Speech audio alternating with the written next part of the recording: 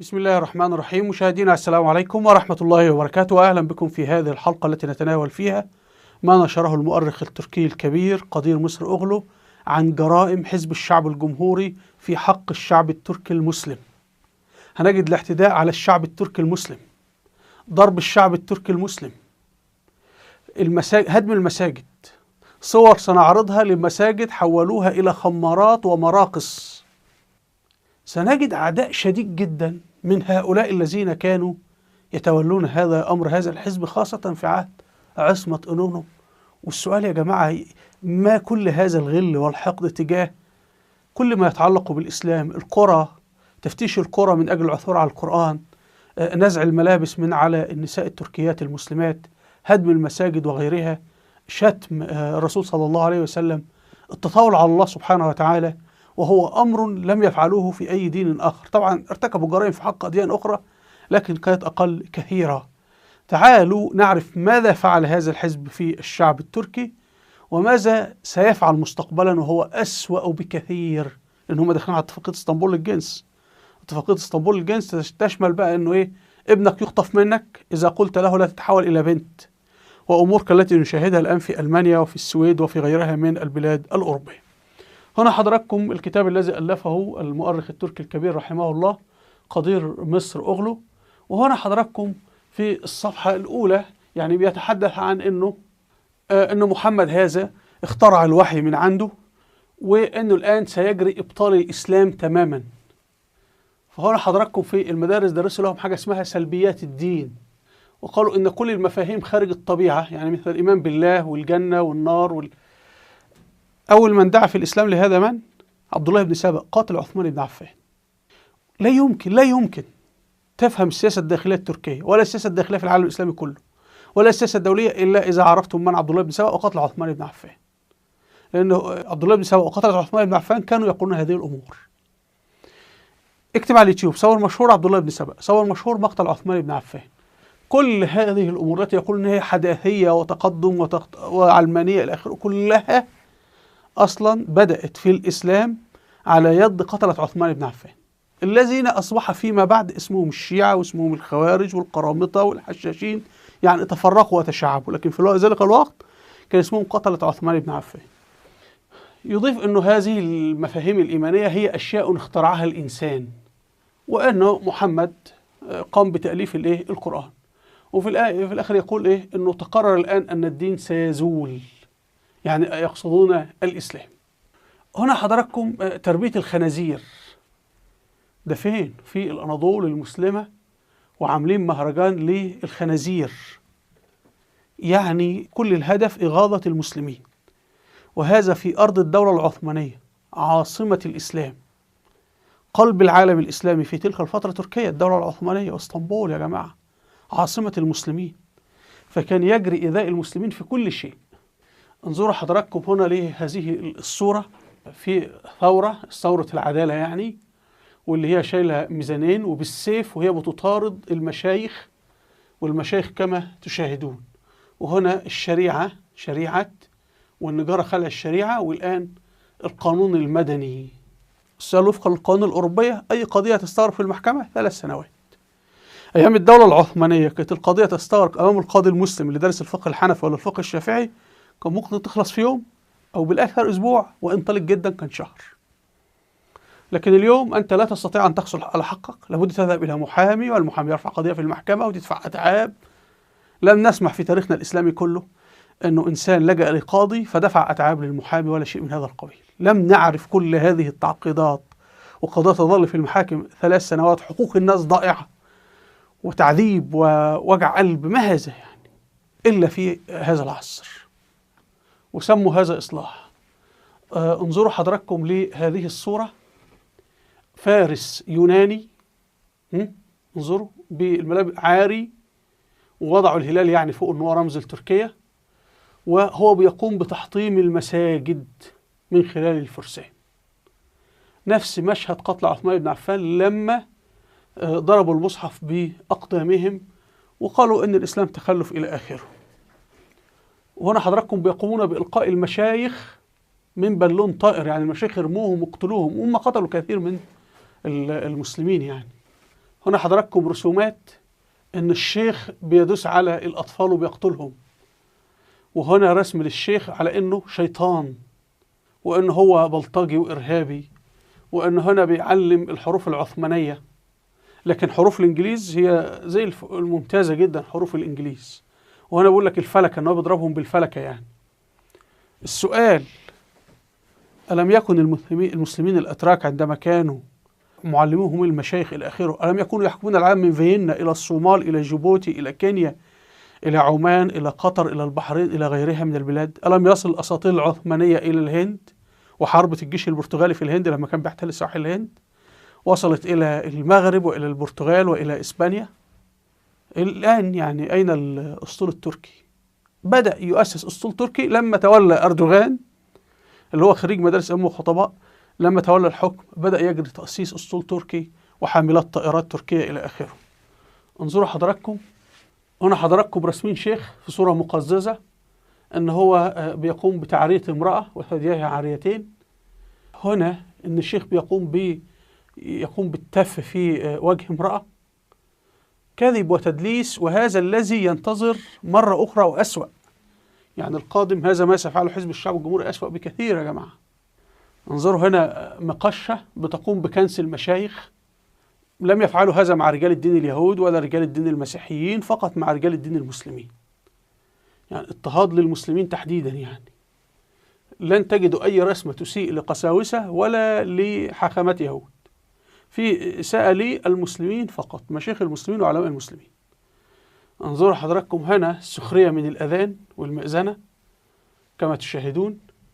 هنا حضراتكم رسم الشيخ على أنه شيطان له قرنين وعينين وأنه له أسنان وكأنه شيطان. المسلمين، الإساءة للمسلمين فقط. هنا حضراتكم رسم للمشايخ على أن هم ثعبان، أن الشيخ ثعبان، وأنه هو عبارة عن جمجمة، وأنه هو رجعية. انظروا حضراتكم كيف يجري رسم المشايخ، أنه ثعبان إلى آخره. ومجلة اسمها أقبابة، يعني من كان يقف وراء هذه المجلة ومن يحميها ومن. هنا حضراتكم نسخ من القرآن الكريم يعني كانت تخبى في أماكن تحت الأرض، لأنهم كانوا يصادرون نسخ القرآن الكريم. هنا حضراتكم كتاب اسمه العقل السليم. طبعا كلمتين عربية، عقل كلمة عربية وسليم. مثلا يقول لك إيه؟ أنه الله غير موجود، وجود الإنسان لا يعني وجود الله، عبادة الشمس أقل شرا من عبادة الروح، الدين يقوم على السذاجة، لن يكون هناك دين، شتائم كل. طب أنت مالك؟ أنت بتقول إن أنا بعمل علمانية، مالكش دعوة علاقة بدين الناس. انظروا المساجد، هدموا كثير جدا من المساجد، باعوا مساجد. انظروا ده مسجد بيع واتعمل مخزن، يعني خلاص أصبح المسجد كأنه مخزن، يعني كثير جدا بهذا الشكل. هنا حضراتكم مساجد عملوها خمارات في منطقة في اسطنبول بايا أوغلو اللي هي تقسيم يعني. ونحن كمسلمين في تاريخنا عمرنا ما أخذنا كنيسة وعملناها خمارة، ولا أخذنا كنيسة، ولكن انظروا الحقد على الإسلام، كراهية الإسلام. يعني من فعل هذا؟ ودي قرارات حضراتكم بتاعتهم اهي. هنا حضراتكم المسجد باعوه وحولوه الفندق، يعني للسكن والنوم وكلام من هذا القبيل. لا أعلم، لم يصلنا أن في كنيسة حولوها كده يعني. انظروا حضراتكم دي إعلانات إن إحنا بنبيع المساجد. هنا قانون صدر عام 1935 أنه المساجد التي سيتم إغلاقها. انظروا المساجد التي سيتم إغلاقها. ما هذا التدخل في حرية الناس يعني؟ هنا حضراتكم حوار بين امرأة مسلمة اسمها عائشة كانت بتحفظ الأطفال القرآن. الشرطة انتقلت لامرأة ليضربوها، لا بتتاجر في مخدرات ولا سرقت ولا راقصة ولا بتبيع خمر. لو بتبيع خمر يكرموها في التلفزيون. لو بتفعل أي شيء يغضب الله، يعني أنت أمام نحن كل شيء يغضب الله نفعله، وأي شيء الله سبحانه وتعالى يعني يأمر به نفعل عكسه والعياذ بالله. جروها وضربوها. وطبعا ده نموذج كثير، يعني الأمر متكرر كثيرا جدا. فلكم أن تتخيلوا هذا الحزب حكم تركيا مرة أخرى سيكرر نفس الأمر، هو سيعود بأجندة أسوأ. يعني مسألة تغيير الجنس، البنات تحمل. الآن في أوروبا بدأوا يعملوا يوم اسمه يوم ممارسة الجنس مع الأطفال. تخيل بقى طفلة عندها 3 سنوات ولا 4 سنوات ولا 5 سنوات سيمارسون معها الجنس في تركيا والعياذ بالله، نخصص حلقة لذلك. هنا حضراتكم بيقولوا سيتم سجن الذين يقرؤون هذه الكتب القرآن الكريم أو يحتفظون بها في منازلهم. انظروا حضراتكم للتطاول على التاريخ الإسلامي والهوية الإسلامية. هنا حضراتكم ادي كتاب مثلا بيقول لك ايه؟ الفلسفة بديلة عن الدين. وبالمناسبة الفلسفة هي دين آخر، لأن الفلسفة معادية للدين، يعني الفلسفة بتنطلق تبحث نفس الأمور التي يبحثها الدين. وأنا قرأت كثيرا في الفلسفة وهي مسائل تافهة ولا لها أي قيمة أصلا، مضيعة للوقت على الفاضي. ولكن كان بيتكلم عن الإلحاد.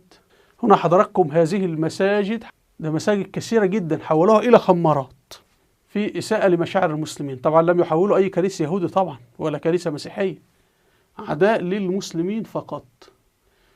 هنا حضراتكم بيقولوا احنا بنبيع مسجد ب4000 ليرة، اللي عاوز بقى يستعملوا خمارة، يستعملوا مرقص، يستعملوا بيت. هنا حولوا مسجد إلى ماذا؟ لتنظيف حدوة الحصان.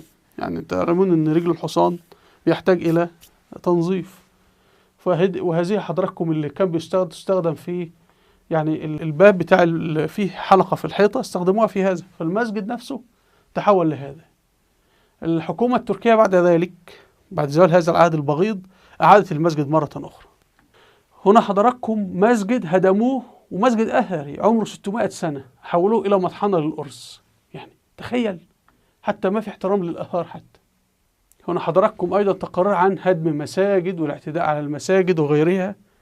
هنا مساجد هدموا مآذنها، يعني هدموا المآذن وحولوا المساجد إلى مساكن، إلى محال، إلى غيرها. انظروا هنا حضراتكم نبش القبور، يعني نبشوا حتى قبر المعمار سنان رحمه الله، وقاموا بتشريع على الجثث. انظروا يعني حتى حرمة الموتى، ما في حرمة للإنسان.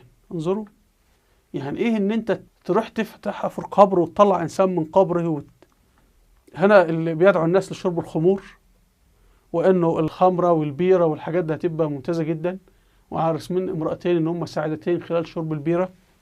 كما نعلم ان شرب الخمور اصلا تجعل الانسان عصبي، شرب الخمور تجعل الانسان يتشاجر، وهذا مذكور في القرآن والطب الحديث اثبته. الشخص يشرب الخمر ثم يقود سيارته ويعمل حادثه، وبعد ذلك محتاجين بوليس وشرطه، وكل هذا محتاج فلوس، نفرض ضرائب. فبريطانيا بتنفق 15 مليار دولار سنويا على جرائم مرتبطة بالخمور وأمراض مرتبطة بالخمور. ثم بعد ذلك نسأل لماذا الضرائب في بريطانيا 30% و40%؟ بسبب شرب الخمر. طبعا هم هنا بيقولوا لما تشرب خمر هيبقى حياتك سعيدة وهتعيش حياة طويلة وصحتك هتكون أحسن. يعني تزييف العلم. عندنا في الله سبحانه وتعالى يزيف العلم، عندنا في الإسلام يزيف العلم. انظروا، يجب أن تشرب البيرة حتى لا تتقدم في العمر، الكذابين. هنا حضراتكم مساجد إسلامية ومؤسسات إسلامية حولها إلى أماكن للرقص والكازينوهات والخمار. ده قصر يلدز يا جماعة، يعني ده القصر بتاع السلطان عبد الحميد، ده رمز يعني خليفة المسلمين. أعطوه شخص إيطالي، إذلال للشعب التركي، إذلال. أنتم مسلمين وإحنا هنحاربكم، انتقام. هم يقولون هؤلاء المسلمين منذ 1300 سنة، يعني من يوم الرسول صلى الله عليه وسلم، غزوات الرسول صلى الله عليه وسلم، إلى احتلال الإنجليز اسطنبول 1918. ولما انتصروا واحتلوا اسطنبول بدأوا يتشفون منا، فهذا الذي فعلوه. يعني شتموا الرسول، شتموا الإسلام، شتموا الدولة الأموية، الدولة العباسية، الدولة العثمانية، السلاجقة، ما تركوا شيئا في تاريخ الإسلام إلا شتموه. انظروا، أرجو منكم تحميل كتاب من الإنترنت، الإخوة الأتراك أرجو أن تقرؤوه. ارسلوا لأعضاء جماعة السليمانية، ارسلوا لأعضاء حزب الشعب الجمهوري، وقل لهم لماذا تكرهون المسلمين؟ لماذا تذلون الشعب التركي المسلم بهذا الشكل؟ ما كل هذه الجرائم في الشعب التركي المسلم؟ المسلمين عندما حكموا لم يضطهدوا مسيحي ولا يهودي ولا أذوا أحد في دينه. لماذا هم عندما حكمونا فعلوا هذا في مساجدنا وفي مدارسنا وفي قرآننا؟ لم يحدث في التاريخ الإسلامي أن احنا هجمنا كنيسة لأنه قسيس بيعلم أطفال الإنجيل أو شيء من هذا القبيل، ولا تدخلنا في عمل أحد. أرجو من الإخوة الأتراك نزلوا هذا الكتاب واقرأوه، وارسلوا لأعضاء جماعة السليمانية اللي هم شغالين تبع أمريكا هؤلاء، قل لهم هذا ما تريدونه يحدث في المساجد، هذا ما تريدون أن يحدث في القرآن، هذا ما تريدون أن يحدث أن بناتكم في المدارس يدرسون لهم الجنس وغير ذلك. والمسلمين العرب نزلوا هذا الكتاب واجعلوا جوجل يترجم الكتاب واقرأوا، انظروا الانتقام والحقد على الإسلام وعلى المسلمين. ماذا فعلوا في تركيا المسلمة؟ ابن خلدون يقول إن الله سبحانه وتعالى أعز الإسلام بالأتراك، أن أمة الترك القوية هذه الذي حملت راية الإسلام 1000 سنة من عهد السلاجقة وحتى أيضا من عهد العباسيين، لأنه المسلمين الأتراك اللي كانوا الذين وقفوا ضد في فتنة خلق القرآن وقالوا القرآن كلام الله، كان لهم دور كبير جدا في نصرة الإمام أحمد بن حنبل. إلى اليوم حدث فيه أن الأتراك يعتبروا ومعهم المسلمين البربر الجهد الرئيسي في حماية الإسلام على مدار 1100 سنة. فهناك حقد وغل، وهذا واضح جدا من تصرفاتهم، الحقد والغل تجاه المسلمين الأتراك وتجاه المساجد وتجاه كل الهوية الإسلامية. أرجو تنزيل هذا الكتاب وقراءته. في الختام هنا فيديو بعنوان الدستور السري الذي يحكم العالم ويحكم تركيا. هذا الدستور وضعه عبد الله بن سبأ عند مقتل عثمان بن عفان رضي الله عنه، ويعتبر هو المؤسس لكل الحروب في التاريخ الإسلامي حتى يومنا هذا، ما يجري في إيران، في سوريا، في اليمن، في كله. فأرجو الاستماع لهذا الفيديو. هنا في فيديوهات على اليوتيوب أرجو مشاهدتها. أسفل الفيديو رابط صفحات على الفيسبوك وتويتر ورابط قناة على التليجرام، أرجو الاشتراك في القناة. هنا قائمة فيديوهات الوثائقية التاريخية أرجو أن تشاهدوها الأمات في مجال التاريخ. أرجو منكم الاشتراك في القناة بالضغط على هذا الزر. وإلى اللقاء والسلام عليكم ورحمة الله وبركاته.